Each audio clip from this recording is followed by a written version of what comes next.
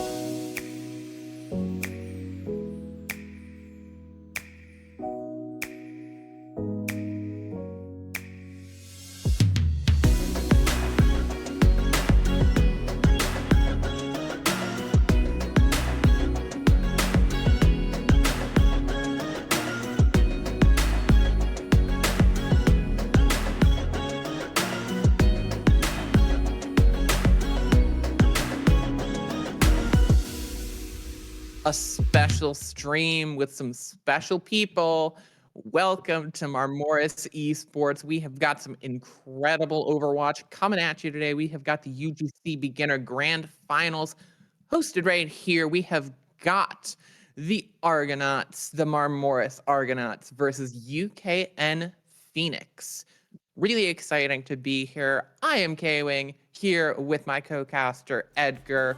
Edgar, are you as excited to get into this first match as I am? I have stayed up until 1 a.m. to watch this match, and it feels like I'm just waking up. So you know what? I guess I have to be, right? Obviously, thank you everyone so much for joining us today. It is going to be a wonderful day of Overwatch that we have for you. The UGC Beginner Grand Finals. So crowning the champion of that division, as we just said.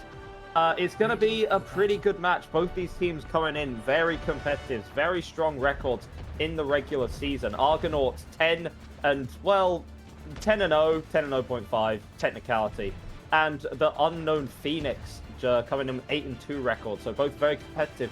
Have not played each other yet, as we do open up on Ilios. So it does seem like these teams are going to be quite evenly matched going in. Yeah, and we have a bit of that split of not really the compositions you would call meta. Definitely the Pharah is an interesting pick. Yeah, the Pharah is playable on this point. You can use this right side for cover. I'm more questioning the Zarya. They want to bunker up, but they're going to have to step up on the point eventually and just get surrounded from all angles. Eventually, they're just going to get hellfire from Clockworks rain down upon them, already at 32% ult charge, and the point's just barely unlocking now. And Ice goes in and gets immediately melted down. And it's followed up by that early pick onto the D.Va and just falling apart. Clockworks, though, is going absolutely ham, getting a 2-kill, getting a 2-piece and looking for more, looking for that combo. Past the barrage, might be able to use it. Not sure if Sheik's immortality field has been drawn out yet, but it should be a very big surprise ultimate. Takes down Sheik's immediately. Ice gonna get the 2 actual final blows, but surprisingly good first fight from Clockworks and UKN. I see what you did, the ice melt in there, you know, very clever. Shadow is going to be switching over to the Sombra, like the pick and the D.Va as well, almost sort of mandatory at this point. It did seem there that Argonauts just sort of left the Phoenixes come into them, they got a little bit impatient, but Clockwork's in the sky just raining so much damage and seems to work. Yeah, and Ice is going to find the early pick on the support, but they'll get traded out. That Mercy getting detached from Clockwork, leaving them a bit in the lurch. Going to go down low and get picked off by the Diva headshot. Trades coming in on both sides. 43% and climbing, so you know that the Phoenix is going to hold this until the last man, just trying to keep as much percentage onto them as possible. Efficient reset there. The Winston was just thirsty, you know, had to go down the well, get a drink, you know, be out in about 10 seconds or so. Gonna be switching over to the Queen now. I can't say that I love the Queen pick here, because you need to lock down a target. Bap can always just jump away, play on the high ground. Ember can sprint off, so I guess I'm not entirely sure what the Queen needs out. Clockwork just catches anyone out anyway.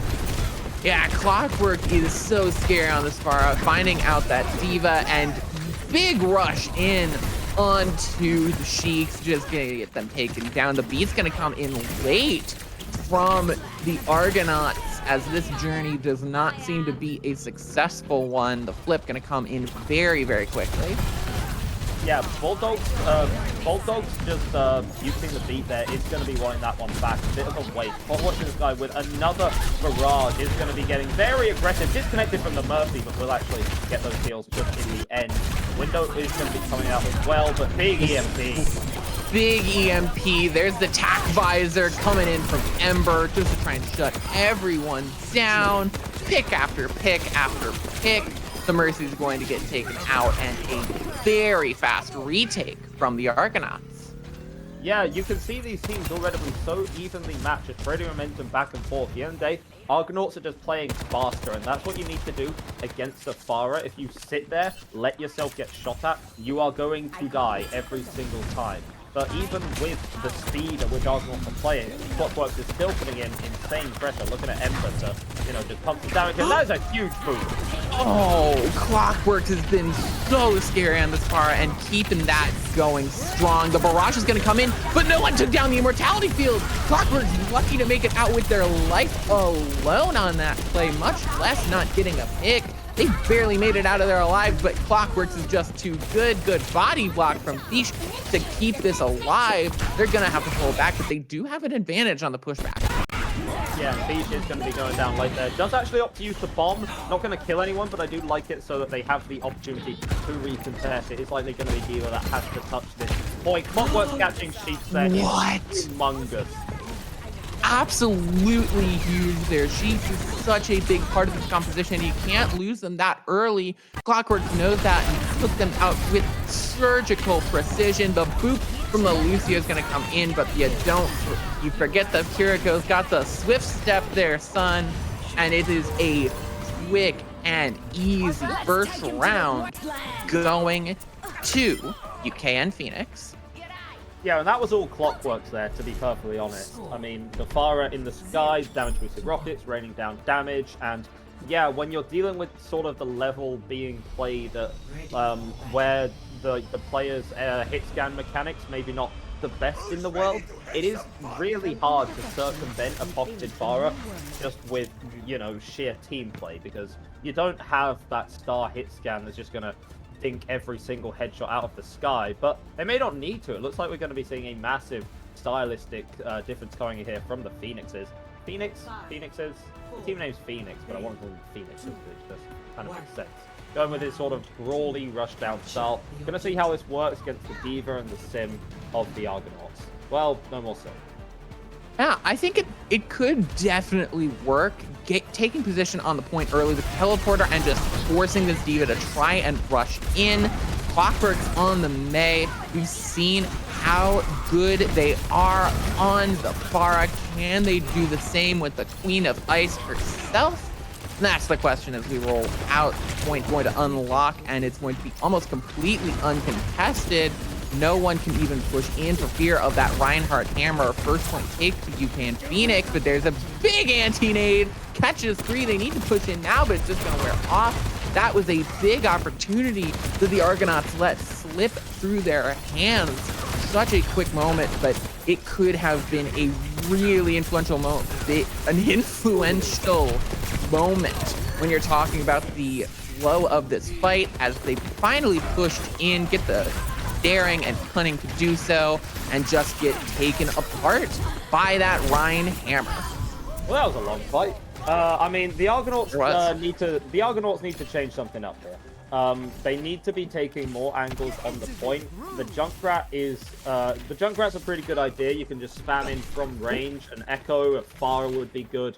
Not really convinced what the Lucio's going to do. You can't really run at this composition because they will just flatten you like a pancake. So Lucio picks interesting. We'll see how it works out now.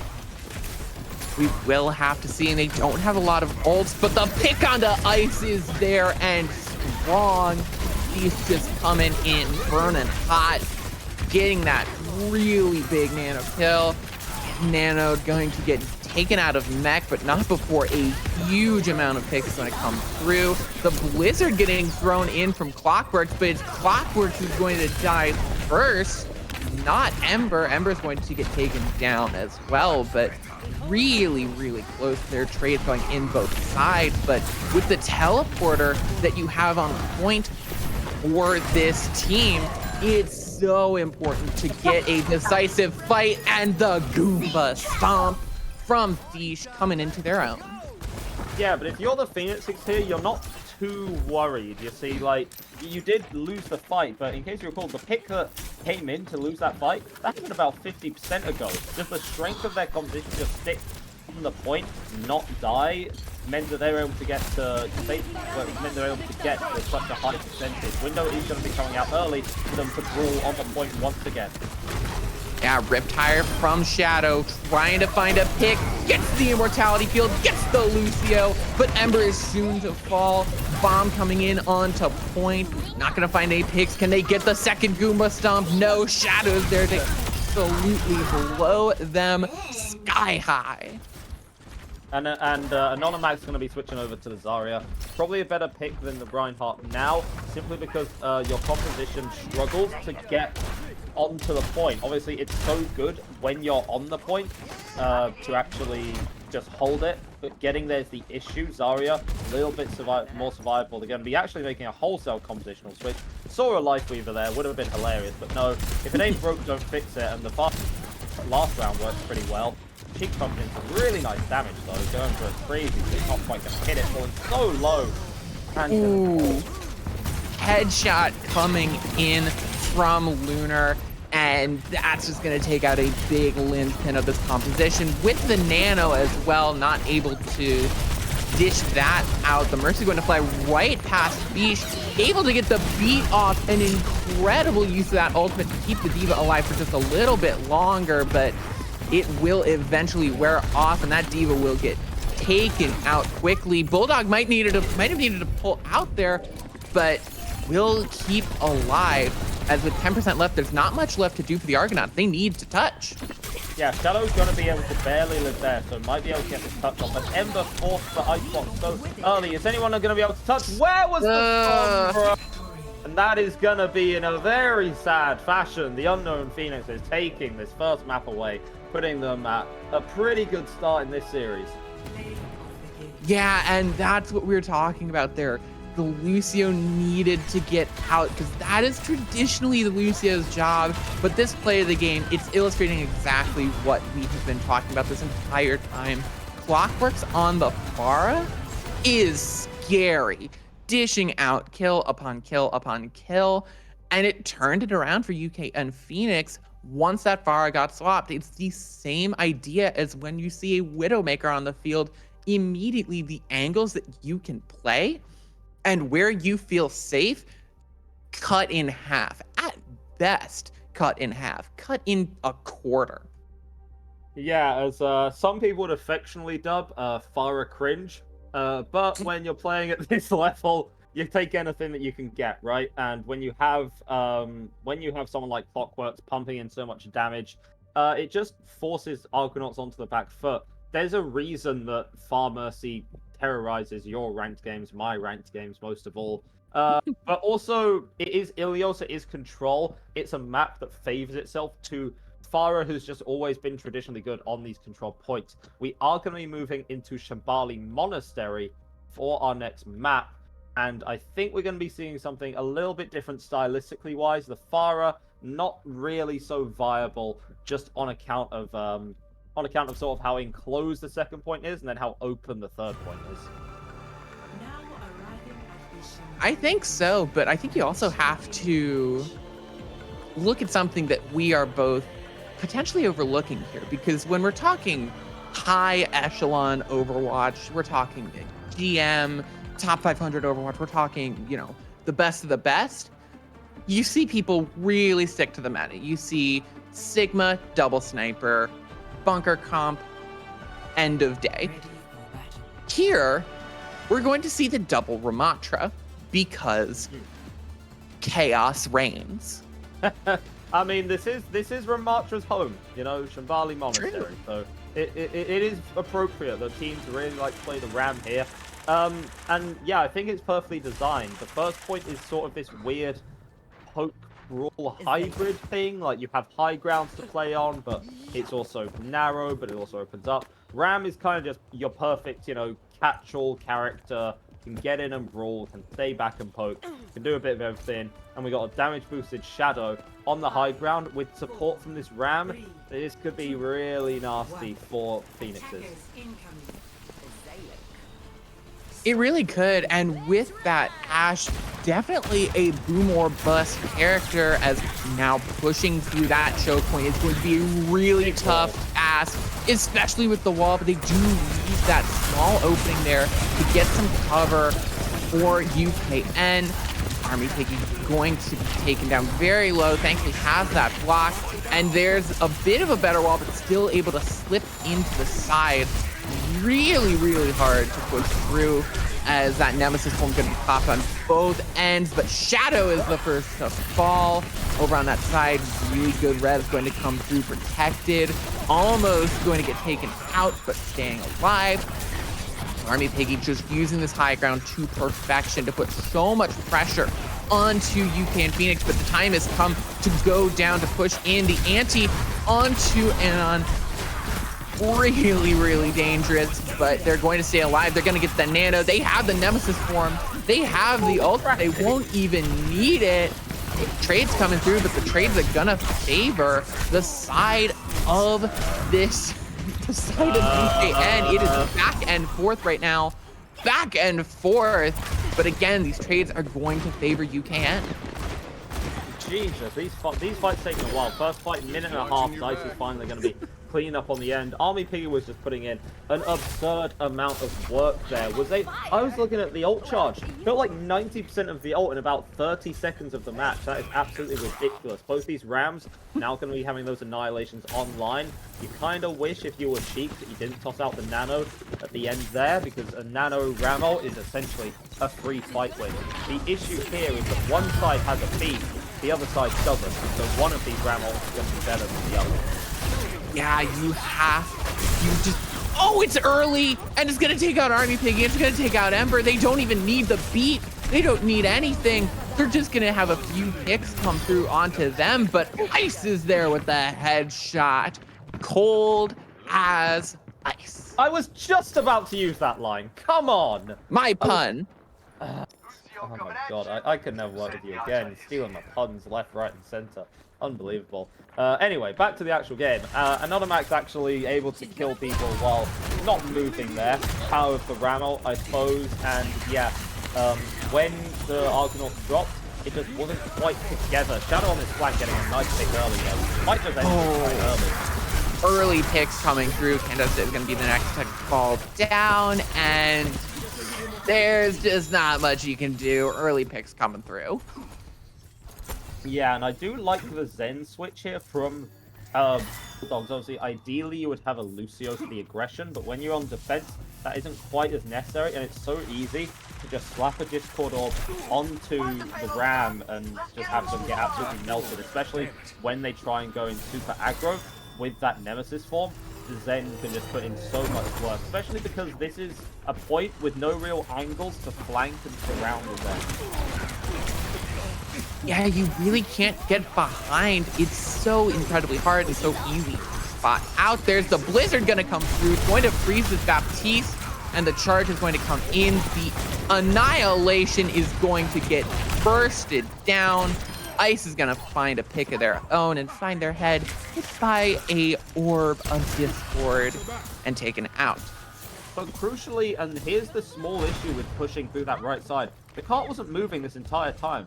See, it was about there last fight, and now it's gone all the way back, meaning the Argonauts, they're going to get another very clean fight out of this, and they're going to have the resources to do so. About to get this window online, Bob's going to be coming up soon, but there is also a pretty good ult bank here from UKN. Clockwork finds the first pick. Yeah, Clockwork finding the first pick is huge because they have the ult advantage for this fight. Shadow is going to go down. Ice going to be trading out, but the picks are starting to turn around. Trades coming through this. Bob is putting in absolute work.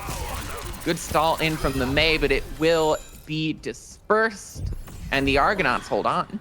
It happened. Bob did something. Absolutely crazy. Yeah, you toss out Bob in such a chaotic environment like that, and you're really happy if you're the Argonauts, because you have, as you lost some of your ults before, you now have the Blizzard and the Transcendence, a very respectable ult bank to work with. UKN Phoenix is going to have comparatively nothing in comparison unless Ice can make some magic happen. And why does Ram look... What is Ramatra doing? What is... What? He's waddling. He's danced up. He's posted up. What is he doing?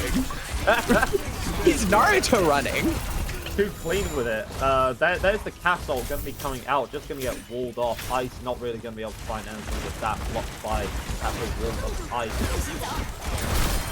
Oh, absolutely huge there. The Nemesis form is going to find a pick onto Army Piggy, and just destruction. It's so hard to push through this point. Ember is going to find multiple, bursting them down, and a late stagger onto Ice. Yeah, that stagger's going to be big, but that kill to Shadow, well, it would have been a big deal had Luna not fallen in the process. Likely going to not be impactful. Full sail, wholesale switch right here. Dive composition coming in from Phoenix.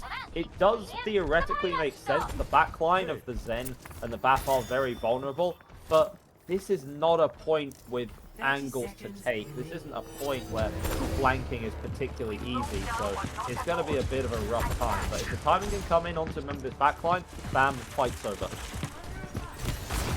And now, last fight territory for UKN Phoenix to try and push in. The Transcendence is going to come in, but it's not enough to save Shadow.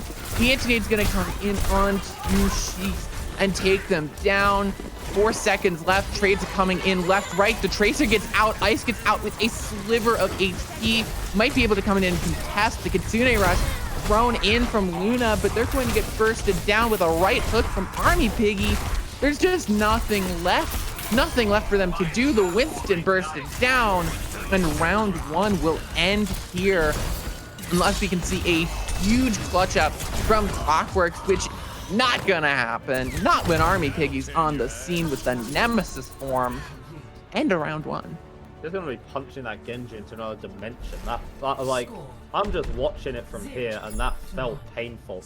At that time, that Zen having the Transcendence made all the difference, because obviously the dive came in. It was very good. It was very well timed. It caught the cast, but not able to find the Zen means there's still healing in the fight. There's still Discord in the fight, and that's kind of the issue when you switch your comp so late. Had the Phoenixes had some more time to work up and build some of those ultimates, then it wouldn't have been so bad. But even if your composition is theoretically better, if the other team has more ultimates than you, 9 out of 10 times, you're just going to lose anyway. So you're going to be seeing whether the dive style wants to be coming out again. It doesn't really seem like it, but I've been fooled by the spawn room before. You can absolutely get baited on that attacking side. The Reaper choice getting shown is an interesting one. It definitely does lend itself to that rush composition a bit more potentially than the Ashe, who wants to try and be a bit back a bit in the far side, which makes sense for that position. Yeah, also quite interesting here, there's no Mercy. You don't have to play the Mercy for the Ashe, but it certainly helps. Recently, Mercy has kind of just been terrorizing most people's games because pocketing a DPS turns out is really, really good. Ashe without that damage boost can feel a little bit of like a wet pool noodle, but maybe I can prove us wrong here. Maybe already dishing out the damage, and this speed from the Lucio is already showing off, paying in dividends. The damage getting put through, the immortality field is going to get thrown out and taken down immediately. The Baptiste gone, the Ramatra gone, the Mei gone. They lose their BAP and it doesn't matter. The aggression was insane. Yeah, and this is kind of the issue. Obviously, I was talking about the Zen's ability put in a Discord, but this is the issue when you don't have a Lucio. You don't have a disengage option, you know? Your Ram gets low, and they just kind of have to sit there and take more damage, you know? That's why the Lucio, even on defense, is still so strong, so useful. Gonna be seeing whether anything's gonna get done on this Kiri. Meantime, both teams is going to be phased, just poking, prodding, seeing if they can get something out. We haven't never seen it pop now. Yeah, and that's the aggression. That's the point where the fight really begins. Immortality Field's out and gone just like that. There's the first pick. Both Meis getting taken out early. Amplification Matrix getting thrown out, but Army Piggy has the Nemesis form, and they're easily with it. Well, it's clear that Argonauts favor the Ram. They favor this rush style. When they weren't able to play it on Ilios, it messed them up. But right now, they seem to be working Phoenixes just in the neutral here. Going to be taking this first point with relative ease. 5 minutes left on the time bank, and the ult bank to push it through even further.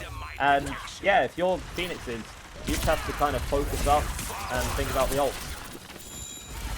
You really do, and because if you're trying to get a 5-minute hold, you need to be smart, and that cannot start by getting trapped behind a Mei wall. The block is going to be there to keep them alive.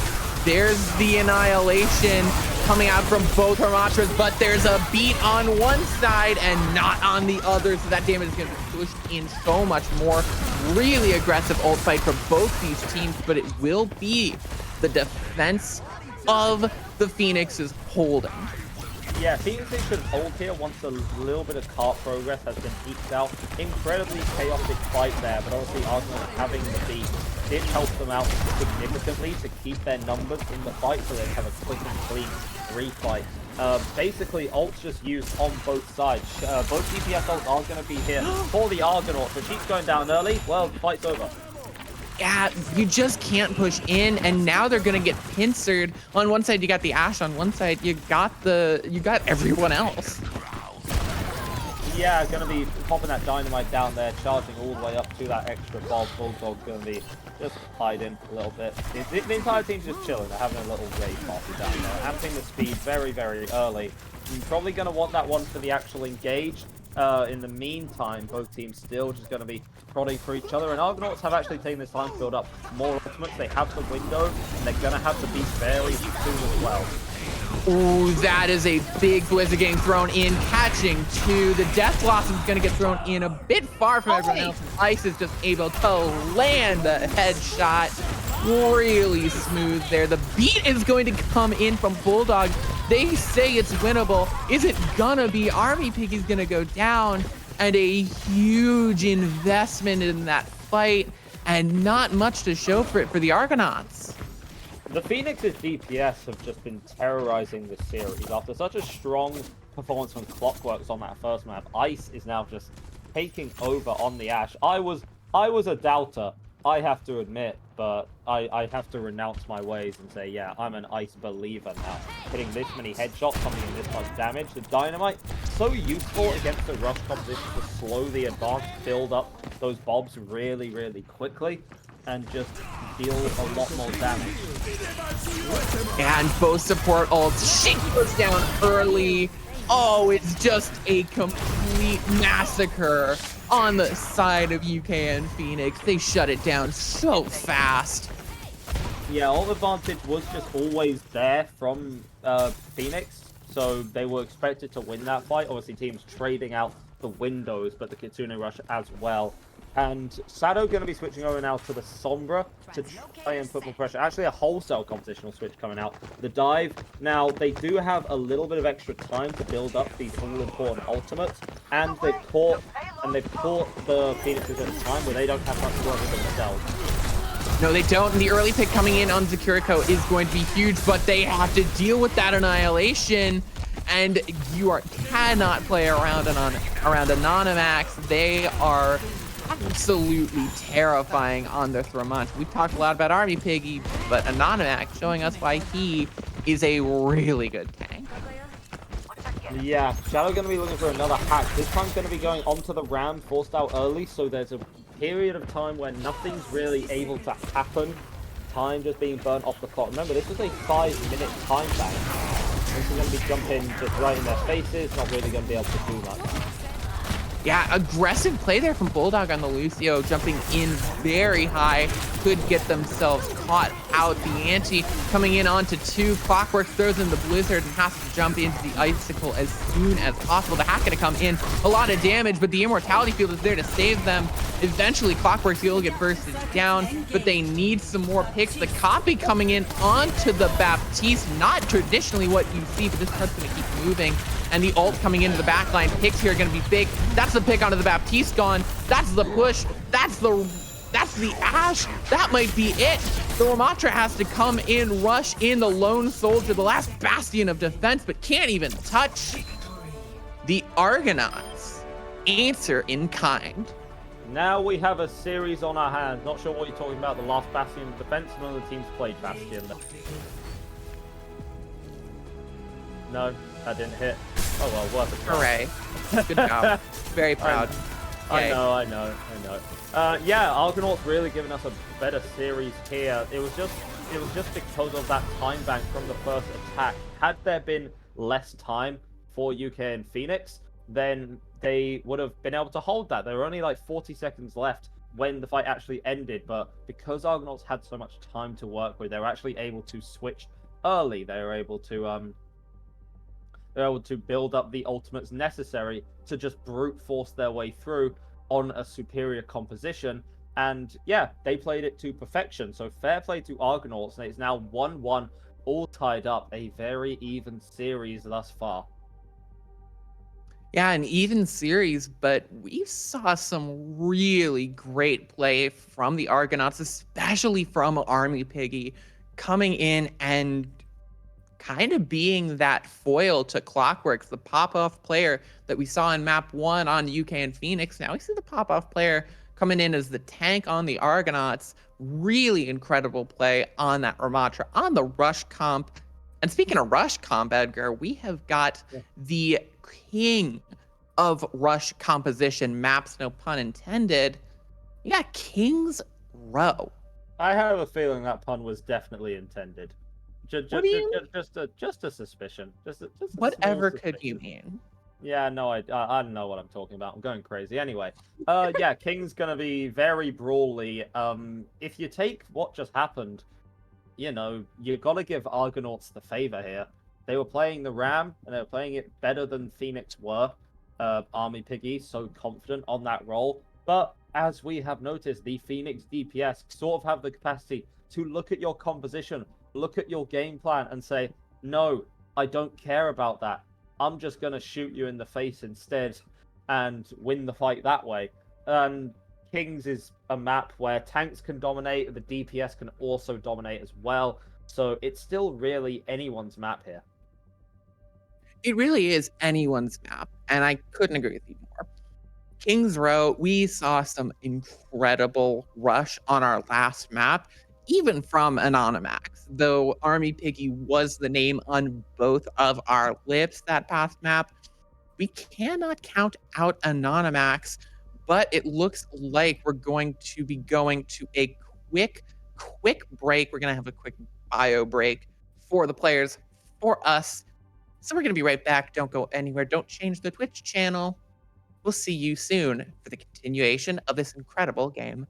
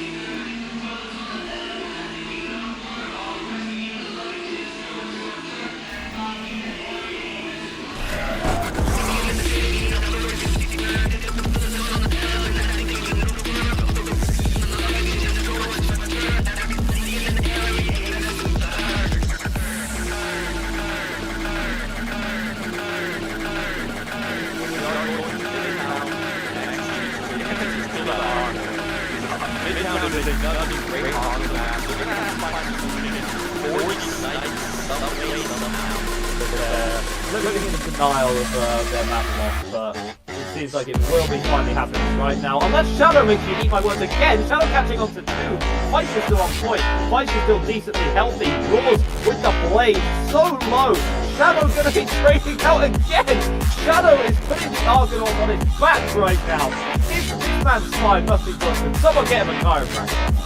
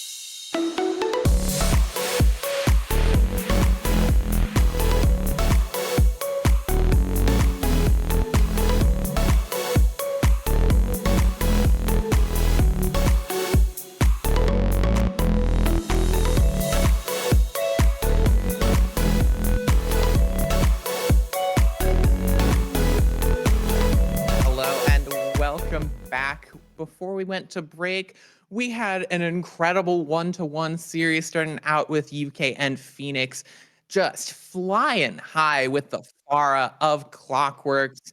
But then we had the Argonauts answer in kind with the incredible firepower of Army Piggy on the Ramatra. And we're going into a map 3 tied up 1-to-1, close as can be. Thick as thieves, and you got me and my partner in crime. I'm K-Wing here with Edgar the Ruiner. Edgar, going into King's Row, what are we expecting from Anonymax to answer what we have seen so incredible from Army Piggy? I think that we're going to be seeing Brawl because it's Kings, and I think it just has something to do with players' egos, to be honest. They get to Kings. It doesn't matter if they're getting diffed in Rush or Rhine comps. No, they're just going to run the Rhine anyway. And right there we can see Anonymax is just going to be running the Rhine anyway. Now, granted, we have not seen Anonymax or Army Piggy on the Reinhardt at all. But we are going to be having a slight stylistic difference here. There's going to be the Zen coming out from Phoenixes. We've mentioned the advantages of the Zen, you know, stick on the Discord and go kill, but you lose a lot of that pressure of aggression. So Anonymax is the point here is that Anonymax should not be playing that aggressive because you do not have that Lucio speed to enable that sort of playstyle.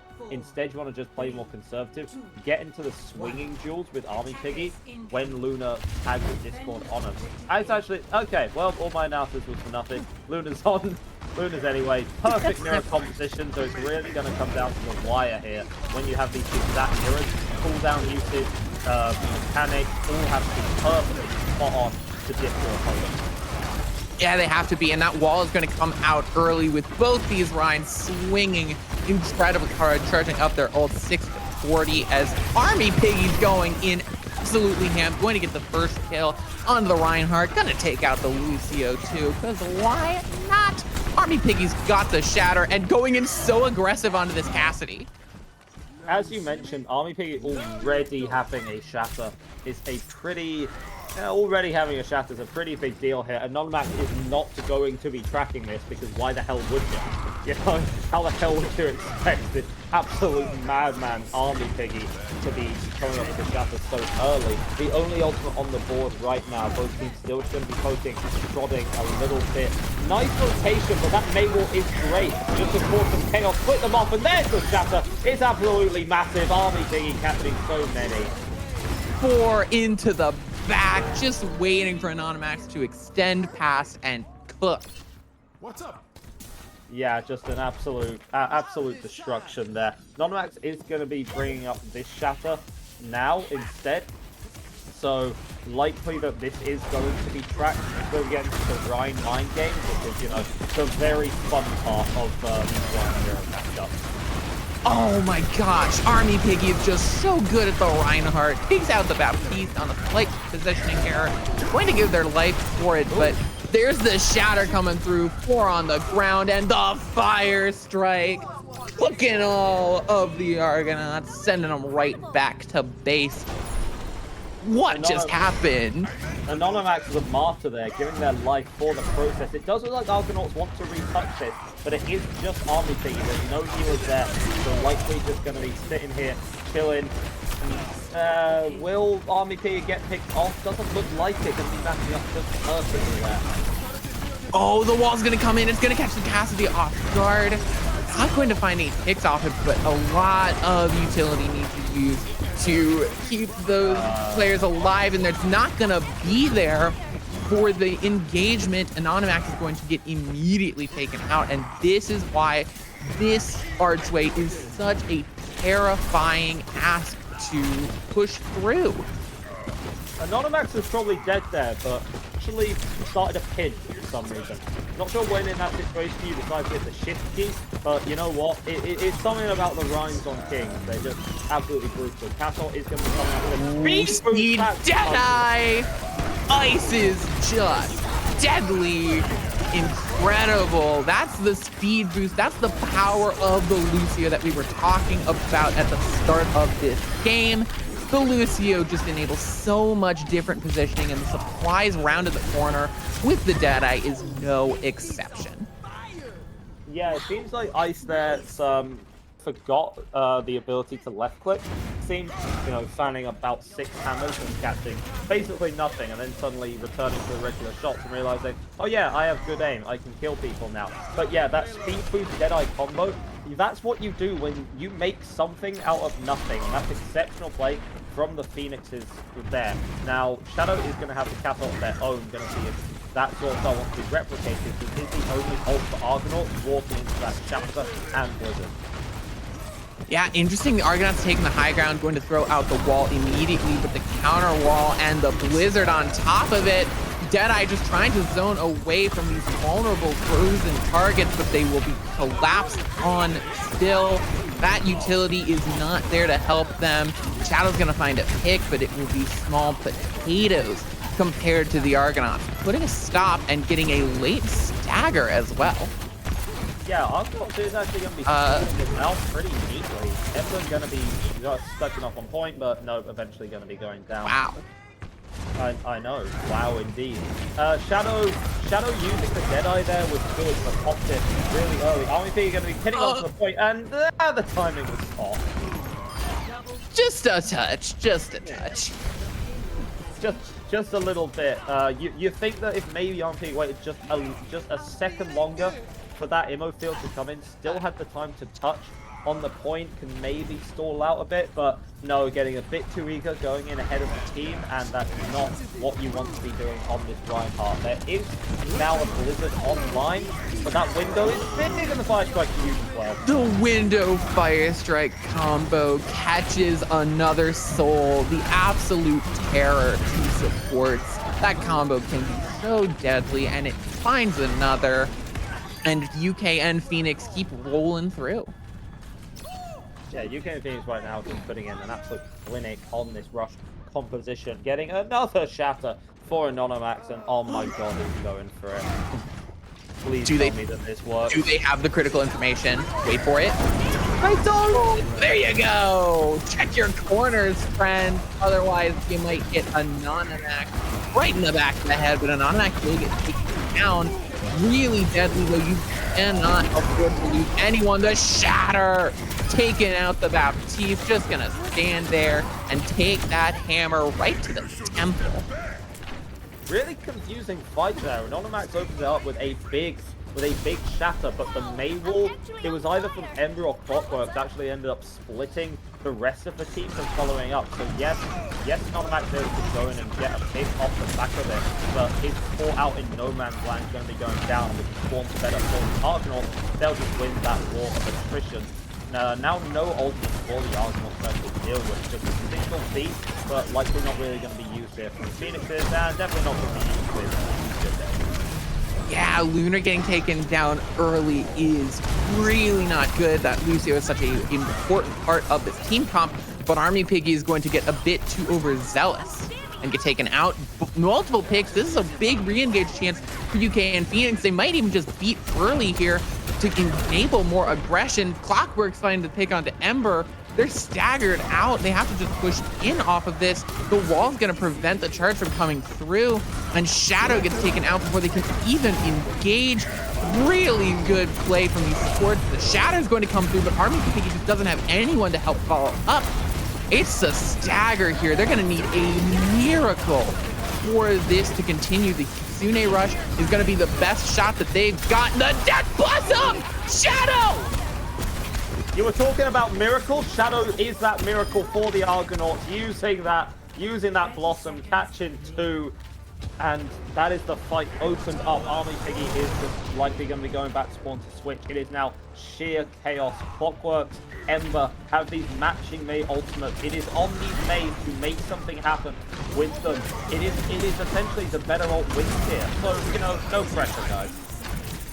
Blizzard getting thrown in from Ember. The beat is also coming up from Bulldog on this Lucio. Shadow's going to be the first to find the pick. That's crucial.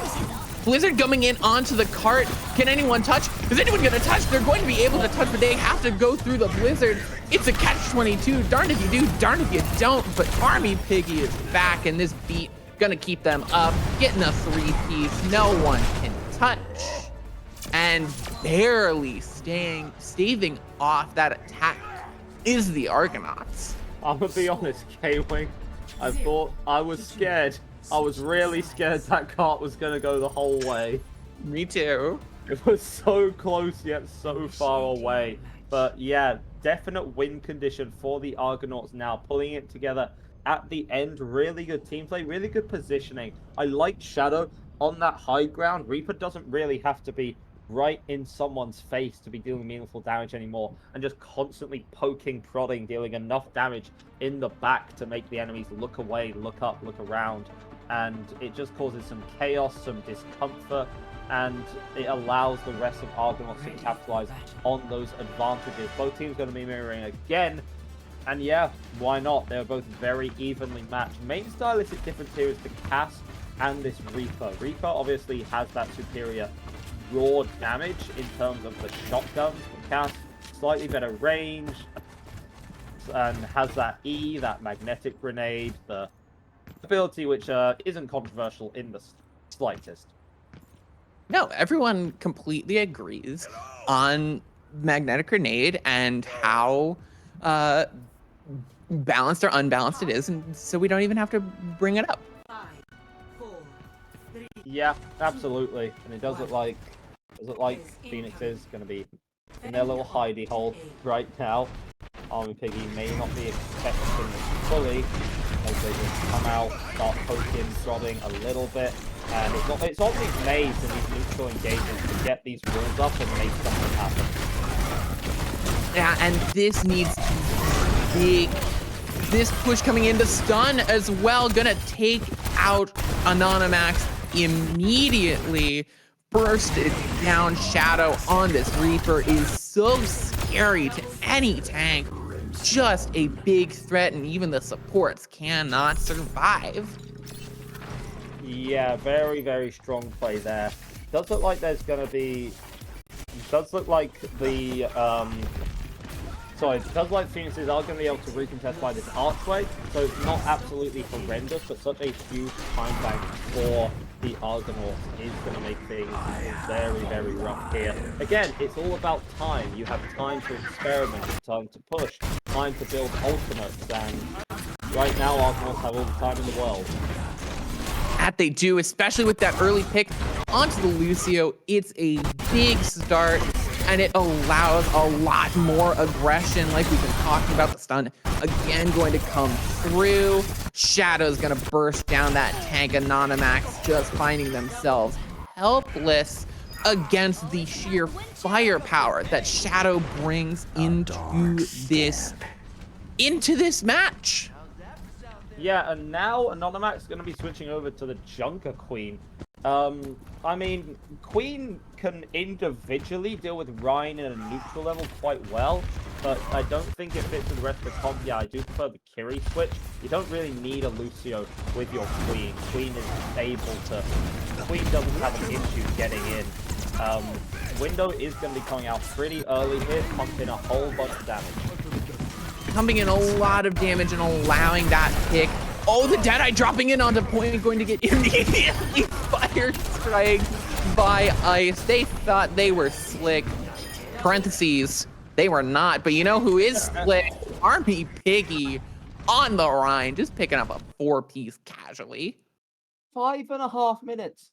There are 5.5 minutes left in the time bank. This has gone completely uncontested. A total disaster here for the Phoenix side, who looked so strong initially, but was not able to do anything. And another pick here onto Clockwork. It is an absolute disaster. Switching off the front ball position was a mistake. Was it going to be coming out as well? It's just clean up. The Blizzard coming out just to section everyone off. Big pick onto Army Piggy on this Reinhardt, but it has been so staggered out that the Chaos might actually be favoring UKN. There's so much time left, but it will eventually get stopped in their tracks. But so much time on the clock, it's going to be rough. Yeah, I mean, Phoenix is able to no longer be capable of just losing every single fight and having a bit of a world record speed run of world record speed run here, but they are running into the Shatter and the Death Blossom, which is very, very rough to deal with. Ooh, but the Death Blossom gets taken out by the Ash. The Pharah is coming out, and the Pharah can be a very good start on this. The Shatter going to land onto both the supports. That's a huge pick. No support coming in on the side of UK and Phoenix. They don't have it, but the picks are going to come through regardless. If they don't have the sustain, all they have to do is just not use their health. They still have that health left, and it's still going to be UK and Phoenix holding on. Yeah, spawns are just better for the Phoenixes, so they're able to have quite a good time just sitting here, chilling, not worrying about too much. And now there's this Mercy to match with Clockworks, and Shadow going to be making that switch over to the Cat now. Pharah enclosed these small environments here means that you get sniped out of the sky very easily, and that is a disaster. The Icicle from Ember, the Bob coming in on point. We've seen how deadly it can be, but it will eventually get chunked down. The Blizzard getting thrown right into the back line. Not going to catch anyone, but it'll get this Junker Queen completely exposed, pinned in, and taken out eventually. See, she's not unkillable, she just died. Already pushing in, the Resurrect going to be the last few staggers. Ice is going to get immediately taken out. Army Piggies free to swing as they please. The beat going to come in just to ensure that no one on Marmoris can die, and they will take the lead solidly with an incredible second point attack. Incredible. Time bank coming into point C. Amazing. No other word for it. Just an absolute clinic there. Coming out from the Argonauts. Clearly, these rush compositions, these grinds, these rounds are in their wheelhouse. And yeah, they can just keep playing them till the cows come home. You know, it seems to work for them. And I suppose they're not complaining as they go 2-1 up in this series, putting a lot of pressure on Phoenix here. they really want to be going to a point that a point or a map which can favor that pokey style that they favored. Obviously, the Pharah on the first point didn't seem like the Argonauts had any answer for that, but not being able to play it is a little bit rough for them. Yeah, and now coming in onto Coliseum, I'm sure the question on everyone's mind here, or specifically the question on Clockwork's mind at least, is can you play the Pharah here to any amount of effectiveness? Can you play the Pharah? That seems like that is the question to whether it seems like that is the simple flow chart. Is UKN Phoenix going to win this map? Can you play Pharah on this map and have it not be a troll pick? If yes, yes. If no, no. Well, so can you play the Pharah on Coliseum? What do you think? Maybe. Maybe. What a fantastically non-committal response. I know. I mean, not really, to be honest. Obviously, there's a lot of roofs to play around, which is very good. A Pharah, the point constantly moving, certainly does favor that as a big advantage, but yeah, no, not really. Generally, you want the fight taking place on the ground because the point is so dynamic. Pharah can't really lock anyone down to actually secure those kills. So after much deliberation, I say maybe not a Pharah map. But I have been proven wrong before, and maybe I'll be proven wrong again. It doesn't even look like it'll be necessary because there's no Pharah. Clockwork's going to be picking up that Genji instead. Yeah, interesting here, these two different compositions. You have the dive and the rush. And we've seen how good Army Piggy can be on this rush, and we've seen Anonymax do pretty well on this dive, but how are they going to mix up? Something I'll say is I do not like Sheep's Kiri pick here. Ram's brawly character needs a lot of healing, a lot of sustain. The BAP was perfectly fine in last team map. Yes, Sheep's not so diveable facing up against this dive composition from Phoenix's, but at the end of the day, your Ram is probably just going to get left out to dry, and you'll just end up heal botting not that well, and you'll lose a lot of value from the Kiri. Yeah, the sleep going to come in onto Army Piggy, and they have to be escorted a bit. They go in so aggressive that the bot starts pushing the other way. My guy, you gotta start looking at the bot. They're getting pushed the other way. They're going to win the fight, so it is the exact advantage. But that just goes to show you how aggressive these guys have been going. They push past the bot. They push past the objective as Ember picks up a two-piece.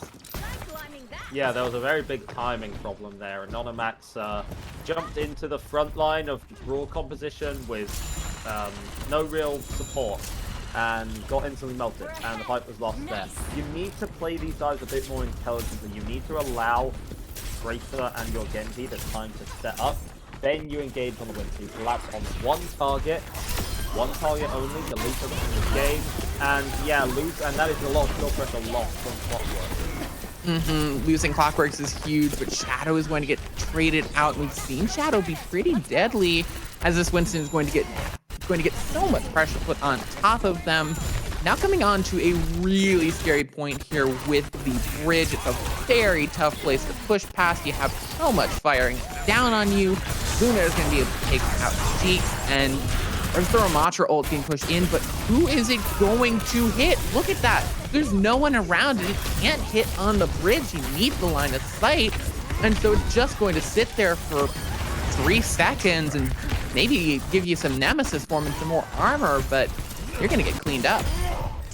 Yeah, that's the classic dive versus brawl matchup style here, and that is exactly what you want to be seeing from Phoenixes if they want to continue playing this.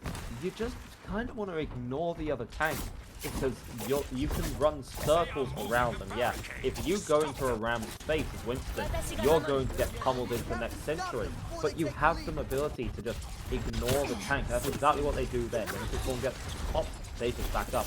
And now they're also building up these ultimates. This Nano Winston could be really scary, but the Nano Blade could be even scarier. Ooh, it is so scary coming in. Clockwork blowing out the blade, and they get a pick off of it. It's going to It's going to go in and get absolutely nothing. They're going to eventually find the pick onto Bulldogs. Who needs the blade when you just got the skills? When you just got the skills of Clockwork, they just use the blade to be flashy. They don't need the ult. Yeah, Clockworks is actually better without the blade. One of those players who say the blade is actually bad on Genji. As you do, right? Getting the picks there after the fact. And now the ultimate advantage has swung back into the favor of the Phoenixes, but they're about to Argonauts are about to tap forward, but it may not matter. Really aggressive ult commit there, the Blizzard and the Kitsune Rush. The Kitsune Rush basically just getting thrown in to get them to point and gain them some space before the checkpoint. It's an aggressive tactic, but it'll get them the fight. Yeah, it seems to work out here, and the Winston is going to be caught out. A little bit ahead, going to be just jumping out. Shadow comes to the Deadeye for whatever reason, and this fight is not over yet. Sheik's picking up 2 with the headshot. Both of the supports going down. Really crazy from this support character. Definition of a harm assist. And this bot is going to be pushing back the other way as this Tracer is going to try and stall it out just as long as they can. Ooh, nasty little flick there. The issue with playing the Tracer into that Mei is that you're just basically always at risk of death. You can never be safe. Argonauts going to be pushing this back, trying to get these forward spawns. So this is a very, very crucial fight. If Argonauts win this, which is all but guaranteed that they take the lead, they take the forward spawns, and they have a really good chance of winning there. And they do have the Annihilation to help with it. Yeah, and the problem is that they have to push in, but there's another problem, is that you can just contest from the high ground.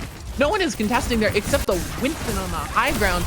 You just don't have anything else to do, but the Annihilation is still going to catch out Clockwork. He got a bit too big for their boots, but there's an anti-nade with their name on it, just getting thrown down from the top ropes. And this fight is going to go the way of UKN Phoenix, a devastating blow. Yeah, absolutely shockingly devastating fight there. And a very late kill onto Bulldog as well is going to be even worse, because if you're UKN Phoenix, remember, at this point, you are winning the match. You don't really need to be doing a whole lot else. So that one fight being lost to Argonauts means they have to basically win 2 if they want their chance of taking the match back. And there comes the drop. Shadow's gonna get the headshot onto Team Death. Early pick. There's the Kitsune Rush again. She's been charging these up incredibly quickly. And picks will come through on both sides, just barely. Not able to finish, not able to get that checkpoint. Yeah, not able to get the checkpoint is a big deal, because once you capture that, you get the forward spawns, you get extra fights, and just taking more fights means that you're gonna lose one eventually.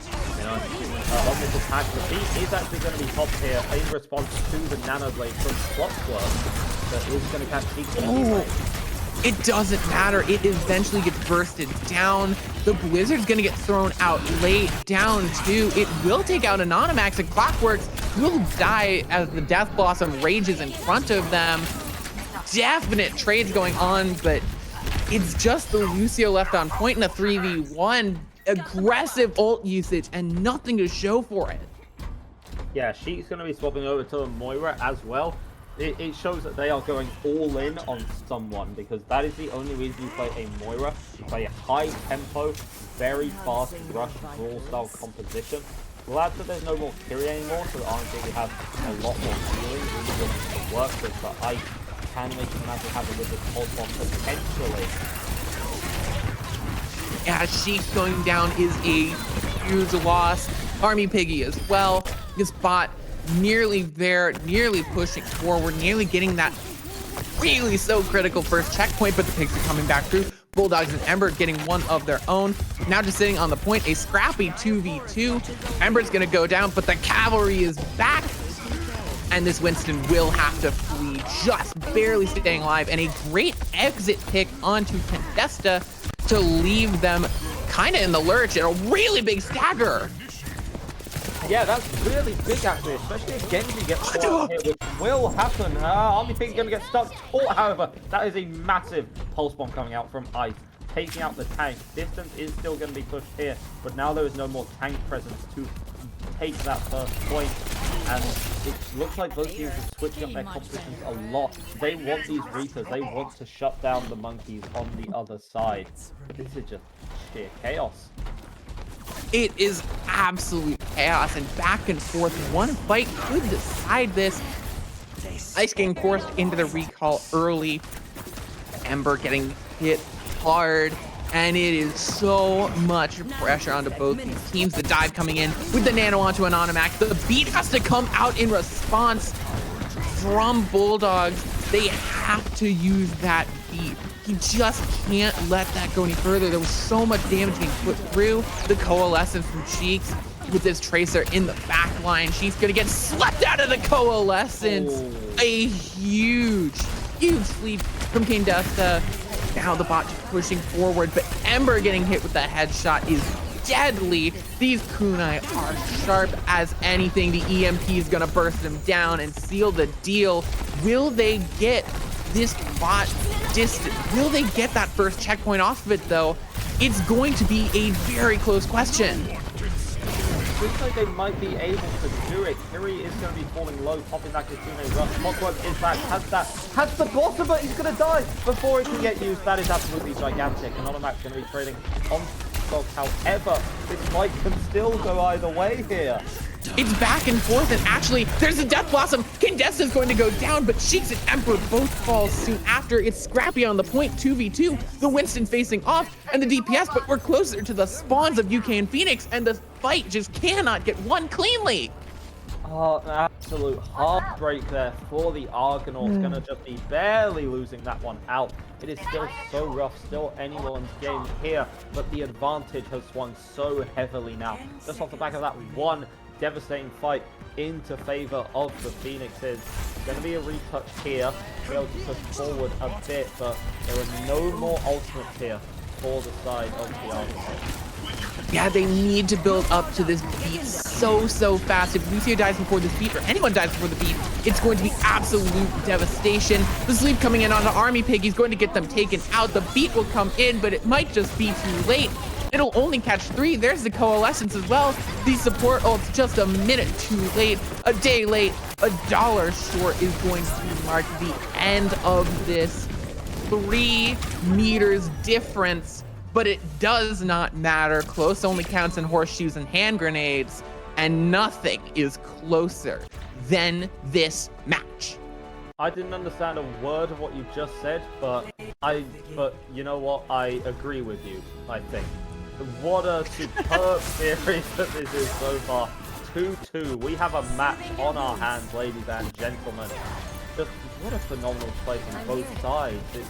Like the tempo is so back and in situations like these, both of the teams have to stay calm. There is a lot of pressure. They both know that their opponents are, you know, really strong. They have to respect them.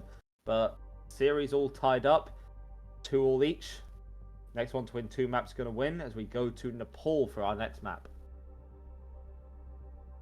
Going to Nepal is a very interesting next map, and we are getting into a point of any single map could be the difference.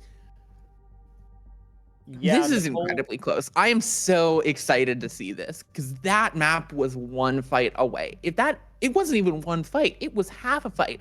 If that second to last fight for the Argonauts had been finished cleaner, we would be singing a different tune right now. UKN Phoenix would be completely in the lurch, and the Argonauts would be going to match point. But not like this. Now, it's all tied up, and one of these teams is going to go to match point, and it looks like we're going to have a quick break again. So much tension, so much incredible Overwatch. There's so much more, at least 2 maps. If we're being honest with ourselves, we're probably going to be going till the last map. So we're going to take a quick break to relax, to catch our breaths, because, oh man, you don't want to miss a second of this. We'll be right back.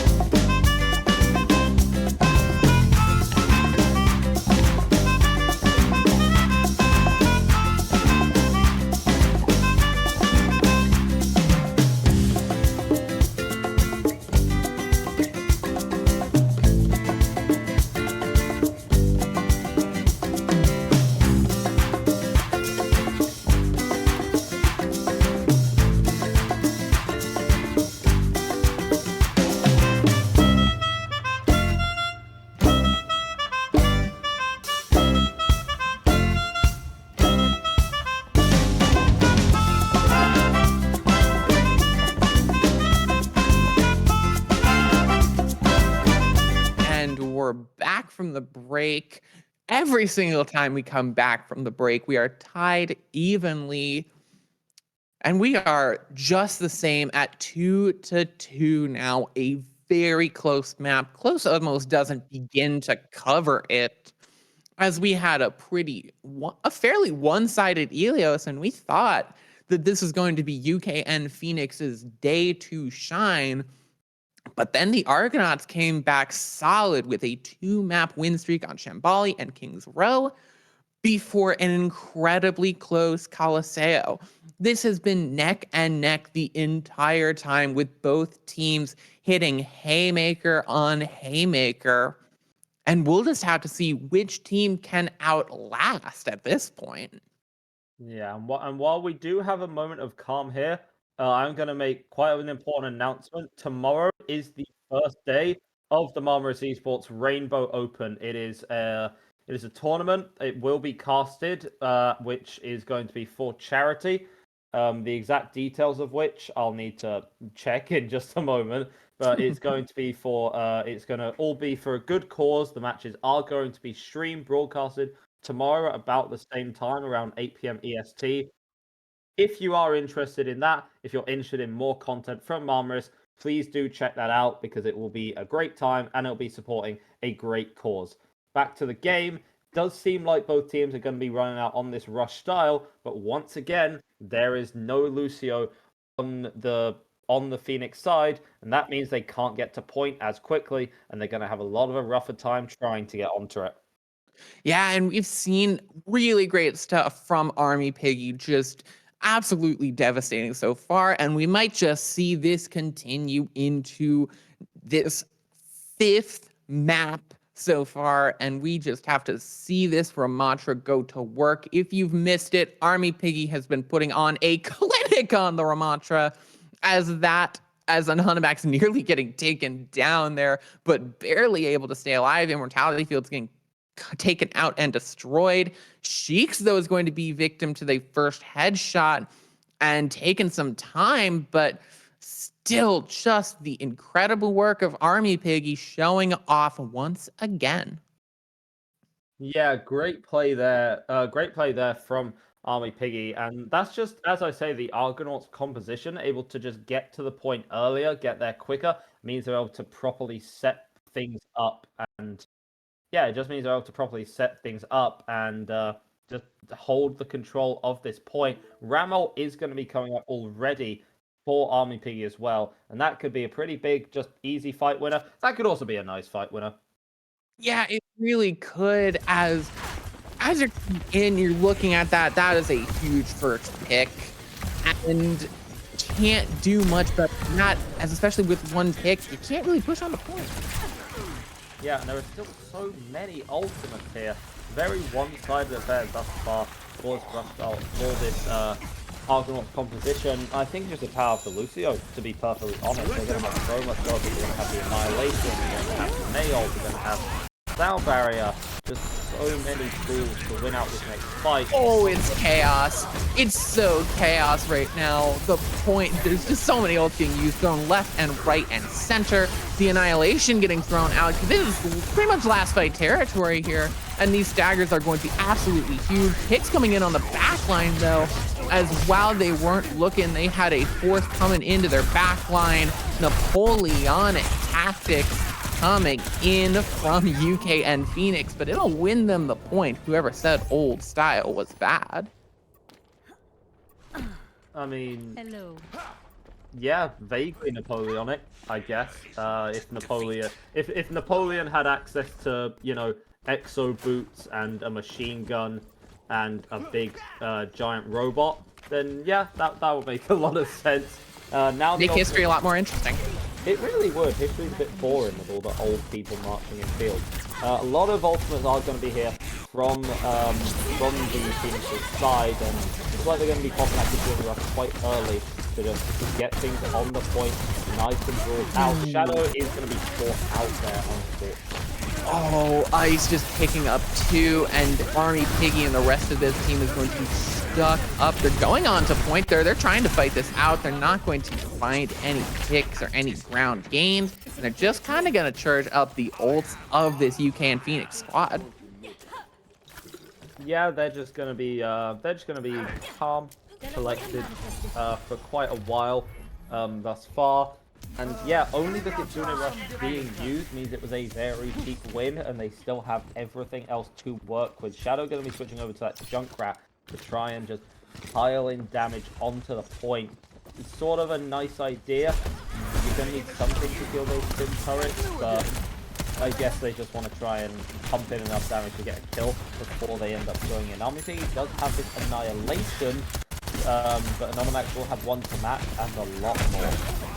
Yeah, they need to get off an early ult here to get something powerful going, as there's the Nemesis form getting popped, but they're going to get frozen up in the Blizzard, separated from their team, and demolished. Anonymax getting taken out, and the Blizzard's going to come through. It's absolutely devastating. It catches everyone on the point. The picks are going to come through. There's still a few able to escape the Blizzard grasp. A headshot coming in from King Desta, and staying alive. Crucially, Ice is able to come back nearly on the brink of a 99 to 100 turnaround, and that just is it. The comeback, the determination from UKN Phoenix gets them the first round. Yeah, Army Piggy trying to pop that ult at the end, but getting absolutely deleted. Very peculiar round, so dominant at the start for the Argonauts, and then so one-sided for the Phoenixes. These teams just seem to have each other sussed out. This is some of the most evenly matched Overwatch that I've seen in a while, and it's quite refreshing, to be honest. Now, it does look like things are going to be slightly... I was going to say slightly changed up. Doesn't really seem it. Both teams are going to be favoring the Bat, favoring Lucio, favoring the Ram, and yeah, if you're one up for the Phoenixes, then I think you feel pretty good about just running the same composition again, though I'm not entirely sure the feasibility of the Sim here over the Cass, simply because there's so much distance, ground that needs covering, and Cass can just shoot it from way further than that. Yeah, the Sim turret's going to get thrown out, and that Mei is going to get completely caught by enemy lines. It is a chaotic mess, but a mess that's going to slightly favor UKN Phoenix with Brawl. But there's the boob going to parkour onto the point. Thanks for getting me there, says Ice, taking that point, and pick coming through. Eventually, Bulldogs will get a boop, but it will not matter. Yeah, and Kane Desta actually on the Ana, so they back Ana support line, and this is a bit interesting. Obviously, yes, you do not have the Lucio or your Ram, but provided that you can keep those supports safe in the back, this doesn't really matter. And especially with the Sim turret that you have to run into, get distracted by, then it's maybe not so much a big deal. But right here, you see the power of that team, how that the aggression. Yeah, that's the aggression we've been talking about so long for the Argonauts. They've just been pushing in, using that Lucio to its fullest extent, and they're going to get absolutely pincered, kept out on the point by that Lucio, and taken out quickly. A 40% to nothing for UKN. Yeah, just a great fight there, exactly as we described why the Lucio is so strong, and now it's going to be the Phoenixes on the back foot here. Both sides going to be having a lot of ultimates to work with, basically full bags for absolutely everyone. So if you like visual clutter, then boy have we got a treat in store for you today. Yeah, I'm sorry. Did you like knowing what was going on in your video game? Might I interest you to particle effects? Because this is going to be a lot. There's the amplification matrix coming out. The Deadeye going to also just be firing into this room. Just walled off twice. That poor Cassidy. Oh, Army Piggy can't get anything going. All 5 ults used on the side of Marmoris Argonaut. Ember's going to pick up 2 with headshots. And with Annihilation coming into the room, the wall is going to prevent it from line of sight, which will be very, very important there. Battling on the edge, literally and figuratively, but it will be a big investment. But Argonauts coming out on top. I mean, That wall onto that wall onto Army Pig was superb to get them down, but Ember saw the opportunity to toss that blizzard into that small room and took it. And now you can see they did have some discipline. They didn't use literally everything.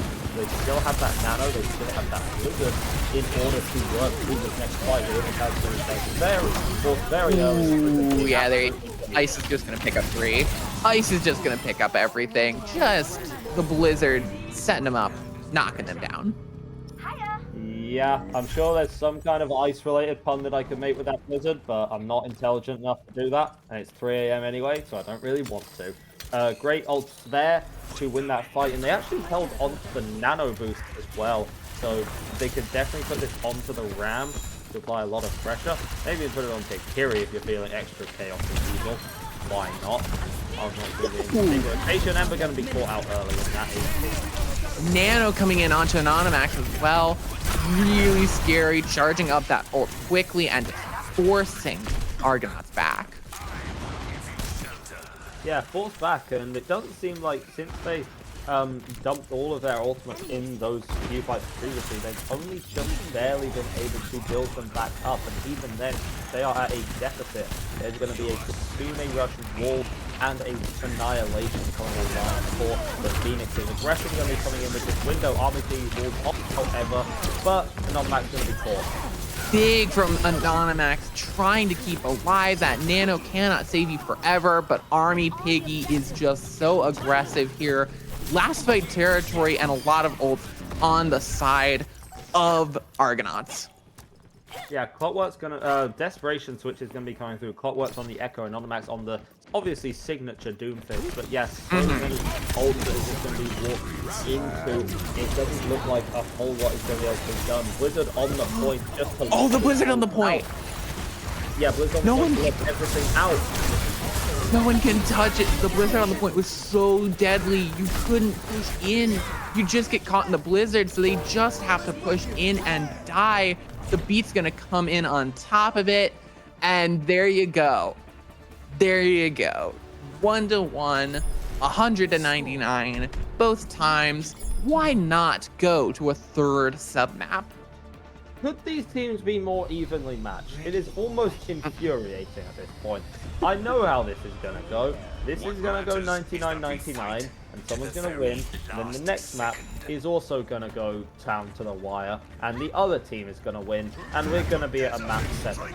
Now, it does look like there's going to be a big stylistic difference finally coming out. No more mirror matchups for the time being. Argonauts on this Rhine comp want to get in close, but you really do favor the pocket fire. We know the Clockworks has now going to work. This point is an excellent point for Farah. Argonauts are not going to have anything able to deal with this, and especially with Londa on the Kiri, they just do not have a target they can lock down. I think they recognize this. They're going way back to spawn. Yeah, they're going right back to spawn. They're switching up immediately. Their DPS line, their support line, switching up immensely. They give up this first point, but they switch everything around to take a better fight. You've seen this a few times. For example, on early in the Goats meta, you saw the people come out, see the Goats, and switch into the Goats as well. First point going to go the way of UKN Phoenix, and that's a big advantage here. Just intimidating with that composition. They know how scary Clockworks can be. Oh, we get a double kill. Why not make it more? 58% for ult, and just being as scary as we remember it, as scary in map 1 as they are in map 5. Yeah, the life of a hit scan against the Farah is always going to be a very, very rough one, simply because you kind of have to be doing everything. You've got to look up in the sky, you've got to be shooting the Farah, shooting the Mercy, making sure everyone's on the ground okay, picking off any targets to get out of position. Ember really going to be in for a rough time here, especially with Clockwork doing so much work. Ice going to get hacked up, falling low, is going to live however. Both teams still want to be steering up for this dive, but if you're Argonauts, who should really dive here? Well, they tried to get the hack onto Kane Desta, but the hack doesn't work the way it used to. You keep those abilities really, you get them back really quickly. So much so that Bulldog's going in onto the Farah just trying to get her away and get her back so that potentially they can have some peace and some breathing room. The trade's going to come in, resurrect not possible onto the far critically, but at this point they've pushed in so hard, so really rough, that there's 5 ults on the side of UKN. Contesta is going to fall, but with how many ults are on the side of UKN, it's going to be really rough. The beat has to come out just to sustain for the Argonauts. They need this to stay alive. This Pharah is so terrifying. Clockwork's gonna go low and get taken out, but with Anonymax taking 2, it just, you can't do that. The EMP's gonna come out, but Desta gets behind cover, avoids the EMP, and gets Clockworks back onto the field to take a 100-0 sweep. 2-1, and UKN Phoenix are on tournament point. Yeah, not even just match point, but the fate of the entire tournament rests on the next 2 maps, potentially even 1. And now the pressure really starts to build if you're the Argonauts. You've had a great performance so far, but you have not had, but you have to, you know, wake up and face the fact that you have not been able to deal with Clockwork's Pharah, and if they decide to run it again, then you're not going to be able to.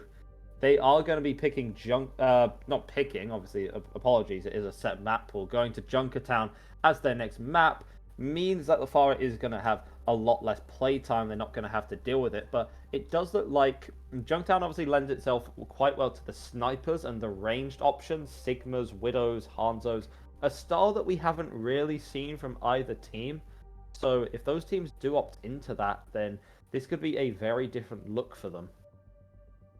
Yeah, I mean, on the map that you would expect that double sniper sort of meta, that Sigma bunker-ish composition, we didn't see that come out from either of these teams. We saw the rush. That was where we saw the emergence of the Army Piggy army of 1 on the Ramatra. So you might even be a bit scared here if you're UKN Phoenix, because the last time that you went on to the Sigma map, you got absolutely decked by Army Piggy, not playing the Sigma, but definitely acting like a Sigma male.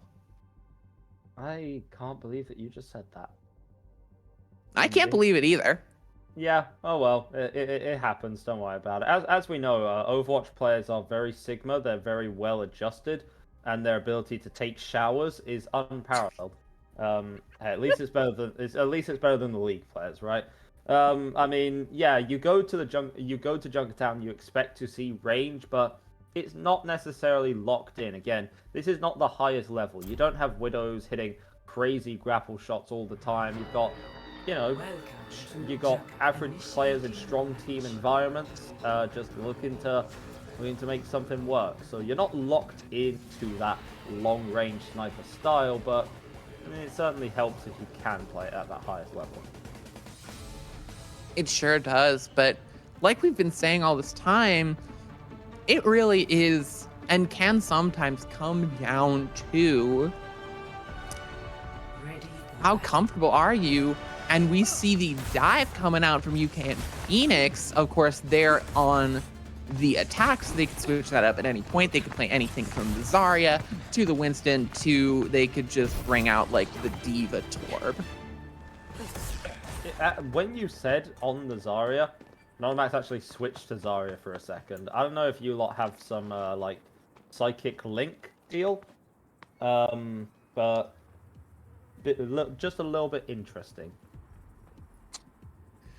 I mean, hey, they say you should network as a caster. I built up a psychic network with some players.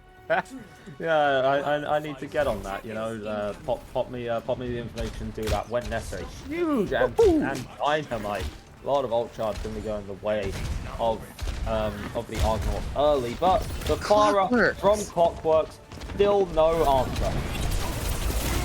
Nothing on it. The dynamite going to get thrown up into the air like the fireworks on the holiday that just passed here in my country.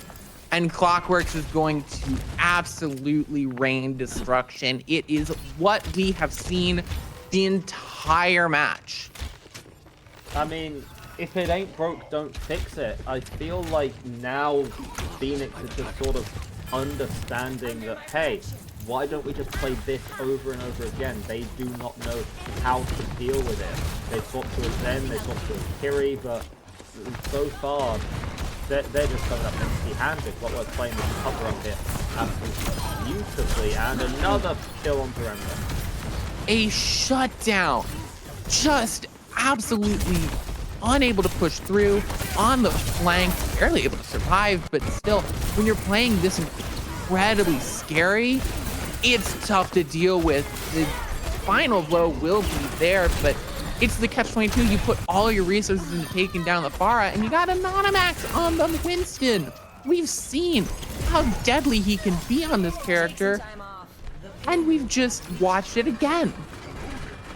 First point is going to be taken up here by UKN Phoenix. You aren't necessarily worried about that. First point is quite easy to take.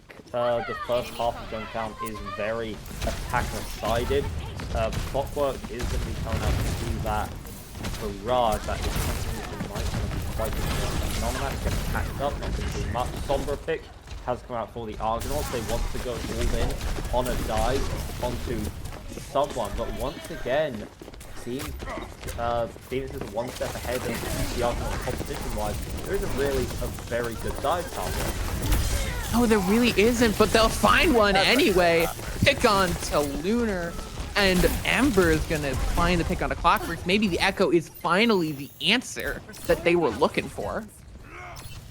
I mean, yeah, on paper, people often say, yeah, when you go Echo, that counters a Pharah quite well. What happened there, however, is just the hack onto the Kiri.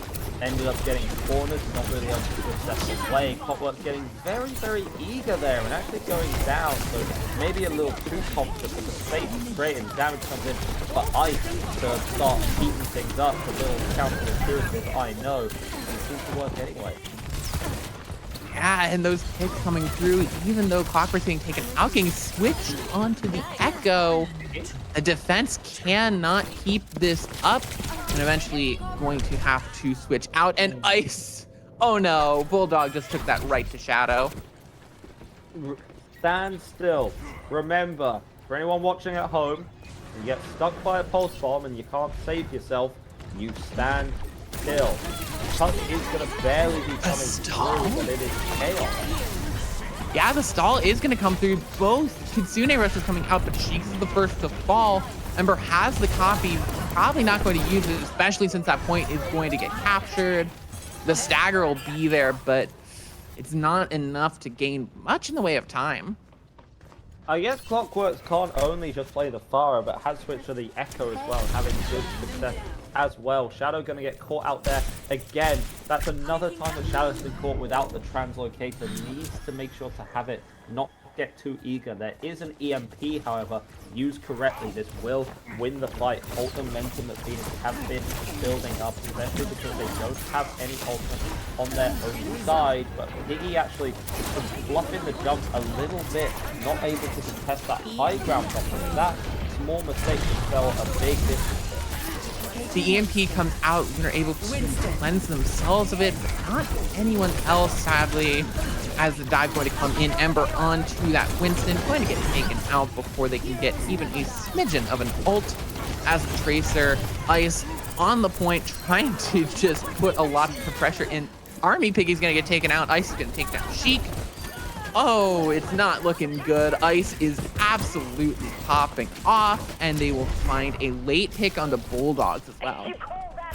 If I had more time to know there was a player called Ice, I would have spent my time researching Ice puns to use, because honestly, right now Ice is dominating this lobby. It's either Clockwork or it's Ice putting in the work. Shadow going to be forming as well. He's coming in, slowly getting picked off one by one. It is an absolute disaster here. Wow. The Nano going in onto Ember. Nano going in onto Ember is scary though, but it's just the staggers at this point. Contesta's going to get hacked, but there's just no one there to follow up. Sheik is going to come in, try to stagger again, but the pulse bomb getting thrown in. Army Piggy not going to die in the pulse bomb, but going to get taken down low enough to get hit by the focusing beam. And a 2-minute completion, almost 2.5-minute completion, spells doom for Marmoris.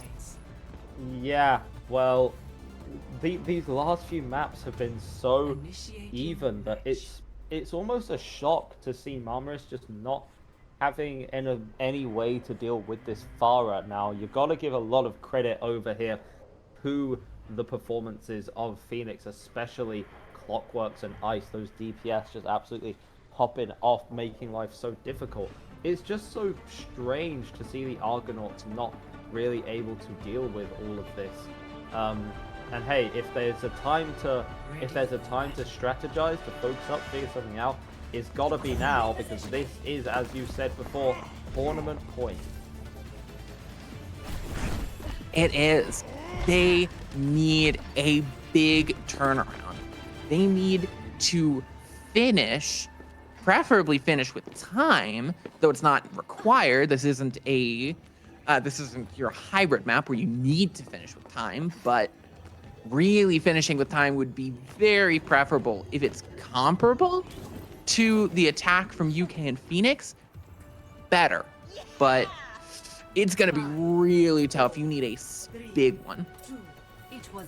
Yeah, and their composition on attack is going to just be a bit flexible. They have not opting into the poke, going to be hacking up Clockworks. I think the Shadow's going to be taking that right click almost exclusively for the DPS of Phoenix. Clockwork's actually going to be caught early and not in a regular position. King Dexter caught as well, and that should be the fight opened up with very good play from the Argonauts, unless I said anything about it. Yeah, Ice is actually pushing back in. Closer spawns are going to Marmoris, so they have the advantage here, but a clean fight win could be a big turnaround. Eventually, they are going to have to start stepping away, but it means that that cart doesn't have the progress. The push back in is immediate. Reaper teleporting in, trying to dish out the damage, and Anonymac just has to fly away from that Reaper, just knowing how deadly it can be. Clockwork's barely staying alive, getting a pick as they're at it, and just this Pharah player is so scary. Yeah, it's so strange that 2 picks came out there from the Argonauts from the DPS once again. Just left 3 to roam. Big 3 onto Clockwork. That should be a collapse coming out, but no, the Mercy Pocket is there, able to get out and end her down early. That's so rough there. And the stagger is going to be coming through onto Bulldog. Somehow they stabilize. Yeah, somehow, some way. They will have a nano. They could pop that onto the Winston, likely what they are going to do to try and cause a little bit of pressure. But look, stuck in spawn. The Argonauts cannot leave their spawn room just because of the pressure being exerted by the Pharah. This is phenomenally good play from Clockwork. And Ember's going to get caught again. The barrage catches out Sheik, catches Bulldogs. Clockwork is just... At what point do we just call this what it is? It's bullying. This is so incredibly amazing from Clockwork, but it is rough to watch. Yeah, and the desperation swaps have come out, all hit scan. They know Clockwork needs to die, and you know what? They're able to do it. Obviously, Red's going to try and come out, but Kane Death are going to get stuffed up by that rock from Army Piggy. Great job there. Yeah, good. And the ult's going to come through from Anonymax just to try and fling themselves out of dodge. They're going to get that. They're going to get out of there, but that's an ultimate that you really could have saved. Bulldog switching onto the Mercy is an interesting swap. Yeah, I mean, how do you deal with a pocketed DPS? With another pocketed DPS, I suppose. You put it down to Shadow, and yeah, shots are going to get landed. There you go, and Shadow finding the way, taking out the Mercy and the Winston. All the hit scan, all the time. And it might not be as impressive as the timing we saw from UKN, but Marmoris drags themselves through point A. still alive, still kicking and screaming. They do not care if they have to drag a victory literally from the grave. It looks like they're going to be attempting that. But Bulldog actually going to be switching off to Mercy. I'm afraid I don't really understand that. Yes, Drake has more counter potential, seeing as the confidence has been holding switch, but it's still going to be a very rough time when there's such a big collapse into your backline, but not actually to be found anywhere. Yeah, really nice. The Anti-Nade can't even save it. Ember just dishing out the damage, free as can be, to just rain down some pulse rockets like nothing else. Yeah, I only noticed as I was talking about the bridge switch that, yeah, there was no more Farah from the side of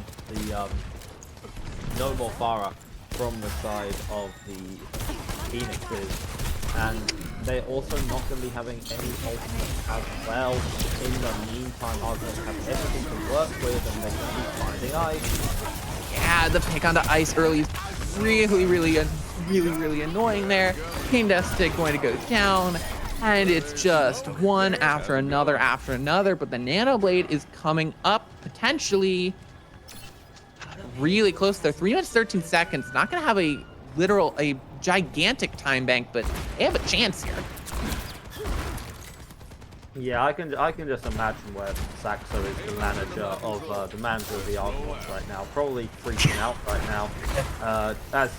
Just probably hazarding a guess. Pressure is going to be coming out here, and that Kune Rush is going to be top, met with Shadows, half gold, Deadeye, so it looks like they're just going to get transferred out. Yeah, it's not going to catch ice. Ice so low. There's the Nano Blade coming in, and there's no defensive pulse to take it out. They're going to get the stun, but it's just gonna be a slash and dash. Clockworks cleaning up on any character that there is. I would have just given Clockworks the 5k, to be honest. I think it's very selfish for the rest of the team to shoot the enemy so that Clockworks doesn't get a 5k. So that's something that could be addressed in future fights. Ults are going to be basically reset on both teams, with the exception of this window here. From Sheep can definitely be placed down to clear a lot of space. They are going to be pushing through this high ground. Clockwork already rotated intensively to get in a bit of damage, a bit of deflect. Keep applying that pressure. Yeah, and the Immortality Field coming out early is scary, but Clockworks is going to get picked off immediately. Anti-Nade coming through is huge. It's going to take down Cheeks. It's going to get Ember low, and the Annihilation will clean them up. Army Piggy, though, has this high ground and is doing some great things with it. Pushing in, going to start pushing back, trying to push the cart, taking out Ice. Army Piggy, army of one, so incredibly low and is going to get taken out. Yeah, both teams are just racing back from spawn, but those picks from Army Piggy means that there is more valuable cart distance to be gained here from the Argonauts. Their hope for their championship dreams are not over yet. They are still in this, still able to fight. He's going to be popping that window out just to clear some space. Does look like it's going to work, and the Phoenix is just going to back away from this. Yeah, they have to. The Flux is going to potentially come in. There it goes from Army Piggy. Clockworks, though, the sleep comes in. Ice with the bob, takes out everyone. Oh, Army Piggy couldn't get behind cover and just gets slept and taken out. Oh, it's a disaster. 30 seconds, final fight, do or die here for the Argonauts. They are so close, and but the ultimates do not look good. Clockwork is going to be coming up with Blade. There won't be a nano grip, but it is potentially vulnerable to certain cooldowns, certain stuns, but it's a rough time. But Luna caught the high pick. That's a huge pick. Huge early pick. The Immortality Field is going to be used. The Anti-Nade, though, onto Army and onto Ember, but they're going to be able to outlast, but Shadow has the deflect, gets taken out. Army Piggy gets taken out with a headshot by Ice. Ice just on this high ground, keeping it going. Clockworks, the overtime is out. They have the blade, the Nano's gonna come in, and it's just the shutdown. 1, 2, 3, all for me. And UKN Phoenix rise from the matches. It seemed as though it was going to be incredibly close, but Clockworks on this projectile heroes completely popped off. They're going to take home the gold. They're going to be your UGC beginner champions. And an incredible job all around. The Marmoris Argonauts, they went out searching for the Golden Fleece, but they're only going to come home with silver. A respectable finish, but UKN Phoenix stand champions. I mean, it was the DPS. What else is there to say? That was just one of the most dominant DPS performances that I have ever seen, and I've casted a lot of matches. Surprise, surprise. Absolutely phenomenal play. Overall, great play. But you put a lot of individual pressure on your talent to shine, and guess what? They're going to shine eventually. Superb play and a huge congratulations to Unknown Phoenix, your UGC Beginner League Division champions, at least for this season. Argonauts, just a bit sad at the end. They really seemed like they'd figured out a counter to the Forest style, but just ever flexible, ever moving, ever shifting were the side of Unknown Phoenix, and able to eke out a victory there in a fantastic series of Overwatch. An incredibly fantastic series of Overwatch, to say the least. And I know we talk about Clockworks, and yeah, they were absolutely popping off, but Ice on the Ash on the hit scan was a deadly foil. Maybe not a name we had on our lips as often as Clockworks, because Clockworks was just so flashy on the far. It was so hard to not notice them, but Ice was no slouch either when it came to the hit scan, and honestly, an incredible start, an incredible finish for UKN Phoenix, keeping it alive. It looked like they might have been down and out after map 3. They bring it back in Colosseo, and they clean up in Nepal and in Junkertown with really great far play and really great play on the ground. Yeah, just great play overall from the entire team. And with that, we are unfortunately going to have to say goodbye to all of you lovely people watching at home. So obviously, want to give a big thank you to Saxo and ReachDat, who are doing the producing and the observing. Right now, Marmoris is in need of more people for these production and observing roles. It can be very, very rewarding. Obviously, we're the ones on the camera getting this all to you, but the producers behind the scenes, we really could not do it without them. They are making all of this work. Obviously, huge thank you to the teams for putting on a great display today. A big thank you to those at home watching for the support, and obviously a massive thank you to K-Wing, who's been a phenomenal co-caster today. Did you have anything to say before we left off? No, thank you so much, Edgar, for being a great co-caster as well. Thank you to Saxo and to ReachDat. And like we said, jump in. Marmoris is always looking for more people on the production. Please, Saxo and I have been on the last 3 broadcasts together, and we need more variety. This face has been on this stream too much. We need more people. We need more friends. We're going to get some different people, though, tomorrow for the first day of the Rainbow Open. So get into the Discord server, find a great community that we've got here, and potentially play for a team, join production. A lot of stuff you can do with Marmoris Esports, a lot of stuff you can do to get started. But the opposite of getting started, we're going to end us off here. Thank you all for watching. If you want to stay in touch with Marmoris, join the Discord server, hit that heart button, hit the notification bell so you never miss a moment, and tune in tomorrow for the Rainbow Open. But that's it from us here at Marmoris. Thank you for watching. Congratulations to UKN Phoenix, and good night. Bye, everyone.